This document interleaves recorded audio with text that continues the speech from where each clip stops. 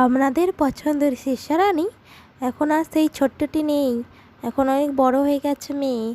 দেখছেন নিজের হাতে তুলে কেমন মুড়ি খাচ্ছে, একা একাই মুড়ি খাচ্ছে। ওর ঝিমা পাশে মুড়ি খাচ্ছে, দেখে ওরও মুড়ি খেতে ইচ্ছা করছে।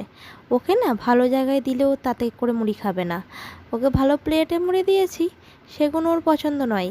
প্লেটটা উল্টে দিয়ে নিচে ফেলে দেবে সব বিছানাতে, ওই বিছানা থেকে একটা একটা করে গুঁড়িয়ে তারপরে গালে দেবে। ও এখন নিজের হাতে খেতে শিখে গেছে জানেন। ওর সবে 8 মাস বয়স। 8 মাসে মামা নিজের হাতে খেতে শিখে গেছে। ও সব কিছুই হাতে ধরিয়ে দিলে কুটকুট করে কামড়ে কামড়ে ঠিক খায়।